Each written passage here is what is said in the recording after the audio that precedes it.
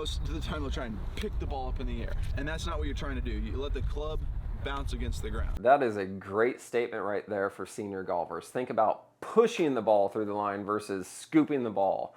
Too many times with my clients in here, your low point is before the golf ball. If the low point is before the golf ball, the only option on planet Earth, because of your physical limitations, flexibility limitations, is for you to be going up once it's time to hit the golf ball. So you're literally picking it, lifting it up. That was clean. That's what you look like. The sternum was here, the hands were here, and the club head was way back here. So by the time he got back down to the golf ball, the face was wide open, shanks it way to the right. What happened there? Well, the club face was wide open. Well, because you did all this crazy stuff. This is the difference between pros and amateurs. Even when he's physically capable, he still took the thing twice as far as what Bryson was taking it. Twice as far. So now the club face is wide open and he shanks it right to the right. Not even close to what he was trying to do. Yeah, that felt good. Just really straighten that arm after impact. That actually was a very good visual. So trying to push that right arm past, or pushing it straight past the golf ball, that was good. I'm gonna remember that one and see if that one resonates with me in real time hitting the golf ball. I like that one, because you can say that same concept 11 billion different ways, and one of them is going to resonate with you. That one made sense to me. Straighten that right arm past the golf ball, not at the golf ball. If you do it at the golf ball, your chances are you're going to chunk it. Past the golf ball, hopefully you don't chunk it, but at least you have a chance at compressing it. I like that one. This is why probably having a coach is so important. That term of feeling it, being able to actually feel it, is when your brain actually connects to the muscles, when the muscles are actually doing what they're supposed to be doing, when they're supposed to be doing it. That's the thing right there, is you think about it this way. A lot of people can fire their glutes when they're doing a bridge or when they're doing a squat. A lot of people can squeeze their glutes and say, oh, I know that my glutes are firing right now. But that's not a sport-specific example when you're doing the golf swing. It's completely different when you're in that triplanar motion and you're going into your backswing and you're truly loading that trail leg and firing the glutes there. So you've got to put yourself in a position where your brain can connect to that muscle in that specific position, and then it turns on and you're like, oh, wow, that's different. I just felt that. I've never felt that before. Well, you didn't feel it before because you haven't learned how to feel it in that exact position. Said differently, you can't fire your glutes in a squat and think that that's going to translate into firing your glutes in a triplanar, half-hinged position in the golf swing. It just doesn't happen. So when somebody communicates a message to you in a way to where you can interpret it and actually reproduce it effectively, then the brain can connect to the muscles and it actually occurs. That's when you can actually feel the muscles working. That connection right there is exactly what I'm talking about in my free 5-minute warm-up at seniorgolfwarmup.com.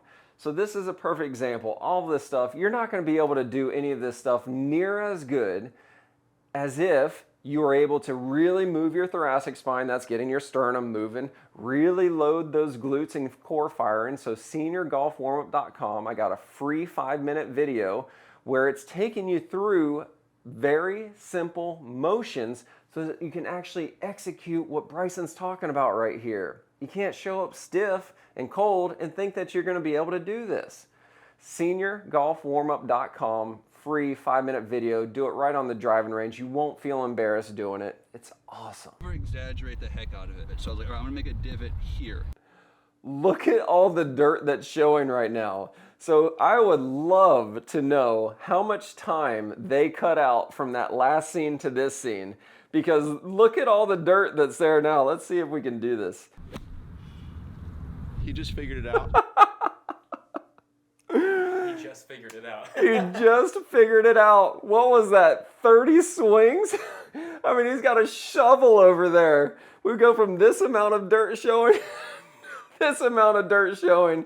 Okay, look, the sun has actually changed positions on Bryson's face right now. This is what you've got to understand. This is the magic of the camera, is it's not easy. It's not easy. This video is filled with tons of examples of why 70-year-old Bob should not be telling me, Dr. Berman, I want to swing like DeChambeau, or DeChambeau does this with his forearm, I want to do it. I'm going, no you don't. No you don't. Give us a little bit of an input into what was going on, because we gave you the right input. It's just tough to get. Look at, zoom in on where that little piece of dirt this big right in front of this guy's left foot. Bryson literally hit 10 shots from that little piece of dirt. Now look at this giant excavation that's occurring right here, trying to teach an average Joe, myself included, how to do what he does. Down. He's not picking it. He's actually going down. To be in this exact position right here and do a forward press that much without doing some crazy manipulation with your body. Like this is just filled with reasons why senior golfers should not be taking notes and lessons from Bryson. You shouldn't. Yeah, there we go. Perfect. Look at all the dirt showing. He got one. He finally got one. I'd be doing the same damn thing. So don't get me wrong here. I'm not better than this man. We're the same. You and I are the same watching this video. Bryson, he's out of this stratosphere compared to us. If you have the discipline to practice fairway bunker shots, it helps out tremendously with ball striking. That drill right there would help out tremendously with ball striking.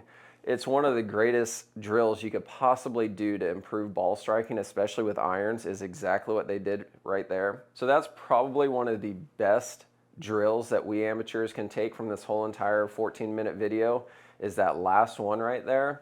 Challenge is, it's a lot of work and very few people want to practice hitting fairway bunker shots. It's because it's hard work. Out of the thousands of senior golfers that I've worked with over the years, maybe a handful of them could physically achieve this. Maybe physically. That's not even to talk about mentally. The best two things, sternum moving into the backswing, keeping your hands in front of the sternum, and then this drill at the very end. If you have the discipline to do this drill, you're gonna really improve your ball striking. It's just very difficult. That's what I do, the Berman method. We specialize in helping senior golfers move better so you can gain distance, improve consistency, and play more frequently. The easy way, or at least the simple way. This is not simple. I do it the simple way. So if you like this, like, subscribe, share this video. I hope this helps. And if you want more videos just like this, watch this one right here. Very simple tip on how you can move easier, better, more efficiently to simply gain more distance without trigonometry, baby. Yeah.